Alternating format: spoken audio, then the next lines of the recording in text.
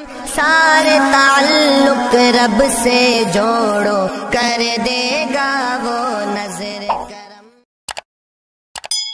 زکوٰۃ کا مسئلہ بھی ذرا سا نازک ہے، اسے بہت باریکی کے ساتھ باضابطہ سمجھنے کی ضرورت ہے۔ جو آدمی اس نصاب کا مالک ہو، یا تو اس کے پاس نقد روپے پیسے ہیں، یا یہ کہ اس کے پاس سونا چاندی ہے، یا اس کے پاس کسی بھی طرح کی تجارت ہے، چاہے وہ تجارت سوئی کی کرتا ہو، یا وہ تجارت صابن کی کرتا ہو، یا وہ تجارت مکانات کی کرتا ہو، یا زمینوں کی تجارت کرتا ہو، کسی بھی طرح کی تجارت کا مال اس کے پاس موجود ہے، یا سونا چاندی موجود ہے، یا اس کے پاس نقد روپے موجود ہیں، اور ان مالیتوں کی قیمت 26,000 روپے کے برابر ہوتی ہے، اور اس پر سال گزر گیا ہے، تو ایسا آدمی شریعت کی نگاہ میں صاحب نصاب ہے، اور اس پر زکوٰۃ کا ادا کرنا ضروری ہے۔ ہمارے یہاں عام طور سے جو غفلت ہوتی ہے وہ 2-3 باتوں کے اندر غفلت ہوتی ہے۔ سب سے پہلی بات تو یہ ہوتی ہے کہ جن حضرات کے پاس سونے اور چاندی کا نصاب ہوتا ہے، سونے اور چاندی کے نصاب میں عام طور سے یہ بات کہی جاتی ہے، اور یہ ہے بھی، کہ اگر سونا 7.5 تولہ ہو یا چاندی 52.5 تولہ ہو تو اتنی مالیت پر زکوٰۃ ضروری ہے۔ تو اب ہماری نگاہ میں یہ ہے کہ جس آدمی کے پاس 7.5 تولہ سونا ہوگا اس پر زکوٰۃ فرض ہوگی، اور اگر 7.5 تولہ سونا نہیں ہے تو اس پر زکوٰۃ فرض نہیں ہوگی۔ ایسا نہیں ہے۔ میں نے اشارہ کیا ہے کہ ہمارے پاس ان 3 مالوں میں سے جون سا بھی مال ہو، سب کی مجموعی مالیت مل کر اگر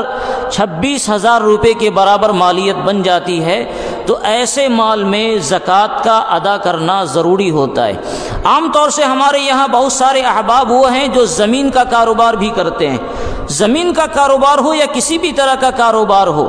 اگر ہم کوئی کاروبار کرتے ہیں تو جتنی مالیت کا سامان ہمارے پاس موجود ہے اس پورے مالیت کے سامان کی باضابطہ کیلکولیٹ کر کے اس کی مالیت کو نکالنا چاہیے، اور پھر اس کے بعد اس کی زکوٰۃ ادا کرنی چاہیے۔ ایک شخص زمین کا کاروبار کرتا ہے اور اس نے زمین اس ارادے سے خریدا کہ اس زمین کو وہ مستقبل میں فروخت کر دے گا اور اس سے نفع حاصل کرے گا، تو اس کا مطلب یہ ہے کہ یہ زمین تجارت کا مال ہے، اور اس زمین پر آج کے اعتبار سے جو قیمت بنے گی اس قیمت کے حساب سے 2.5% یا 40 روپے میں 1 روپیہ اس پر زکوٰۃ فرض ہوتی ہے۔ مثلا ایک زمین کے کاروبار کے پاس صرف 1 کٹھا زمین ہے، جس زمین کو وہ بطور تجارت کے اس نے اپنے پاس رکھا ہے،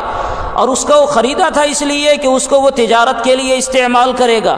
اور اس 1 کٹھا زمین کی قیمت آج کے حساب سے 10 لاکھ روپے بنتے ہیں، تو ایسے آدمی کی ذمہ داری ہے کہ 10 لاکھ روپے کی زکوٰۃ 25,000 روپیہ وہ نکالے۔ اگر 25,000 روپیہ زکوٰۃ نہیں ادا کرتا تو گویا اس نے اپنے مال کی زکوٰۃ ادا نہیں کیا۔ اور یہ یاد رکھیے، جو لوگ اپنے مال کی زکوٰۃ ادا نہیں کرتے ہیں، جناب رسول اللہ صلی اللہ علیہ وسلم نے ایسے لوگوں کے لیے بڑے دردناک عذاب کی خبر دی ہے۔ آپ علیہ السلام نے ارشاد فرمایا، جن مالوں کی زکوٰۃ ادا نہیں کی جاتی یہ مال کل قیامت کے دن انتہائی خوفناک اور خطرناک قسم کا سانپ بنے گا، اور وہ انسانوں کو ڈسے گا اور وہ کہے گا انا کنزو کا انا مالو کا، میں ہی تمہارا خزانہ ہوں، میں ہی تمہارا مال ہوں جسے تم نے سینت کر رکھا تھا۔ قرآن کریم نے ارشاد فرمایا، والذین یکنزون الذهب والفضة ولا ينفقونها في سبیل اللہ فبشرهم بعذاب علیم۔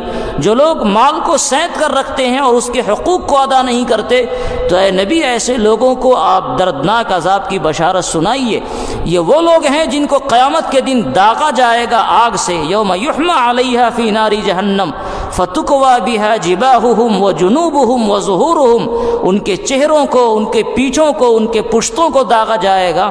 اس لیے یہ بڑا خطرناک معاملہ ہے۔ ہمارے پاس اگر کوئی مال زکوٰۃ والا ہے تو زکوٰۃ کی مالیت کا پورا حساب کر کے پائی پائی زکوٰۃ ادا کرنی چاہیے۔ یہ آخرت کے اعتبار سے جہاں ہماری بھلائی ہے، وہیں دنیا کے اعتبار سے بھی بھلائی یہ ہے کہ اللہ رب العزت زکوٰۃ کے ادا کرنے کے بعد اس مال کی حفاظت فرماتا ہے اور وہ مال محفوظ ہوتا ہے۔